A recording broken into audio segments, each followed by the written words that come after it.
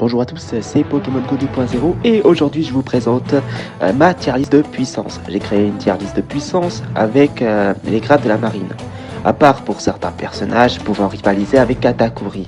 Car pour l'instant on n'a vu aucun vice-amiral tenir réellement tête, rivaliser avec un top commandant Yonko, c'est-à-dire les trois premiers commandants Yonko. Voici mon classement. Numéro 1, le palier vice-amiral. Numéro 2, le palier intermédiaire égale YC1, c'est-à-dire second Yonko, un intermédiaire entre vice-amiral et amiral. Numéro 3, amiral. Numéro 4, amiral en chef.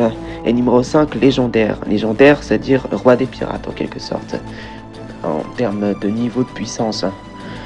Pour le niveau, je vais dire le palier, parce que le niveau, j'aime pas trop ça, parce que ce serait dire tel personnage a exactement la même puissance que l'autre, pas tellement, c'est plus Dory et Broly qui auront la même puissance entre eux, mais sinon voilà. Pour le palier vice-amiral, enfin on a ça.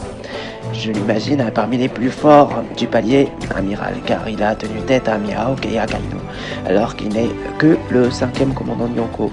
Tous les 5e commandants Yonko qu'on a vus, à part Vista, n'ont pas fait grand chose, n'ont pas fait une meilleure prestation, mais je suis sûr qu'il est même plus fort que Snake, le 4e commandant de Big Mom. Les Bismok, à part Sanji, ils se sont fait battre par les meilleurs commandants, mais ont largement dominé les plus faibles commandants. Deux paliers intermédiaires égale YC1. King, un lunarien qui a une très bonne résistance grâce à sa race et à son fruit du démon, mais il manque d'endurance. Il se fait one-shot par Zoro dès qu'il a pu le surpasser avec son power-up. Katakuri, il a donné un gros combat à Luffy, mais il se ferait OS contre Kaido forme normale.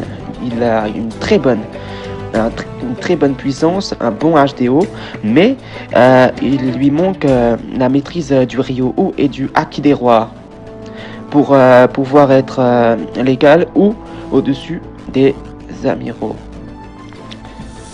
Hancock, elle a le Haki des Rois, le Ryo-Oh et le Haki d'observation, sans parler de sa prime qui dépasse le 1 milliard. Mais en réalité, elle mérite d'être en catégorie inclassable, car son fruit lui permet de battre le Yonko Barbe Noire en un seul coup, en le pétrifiant.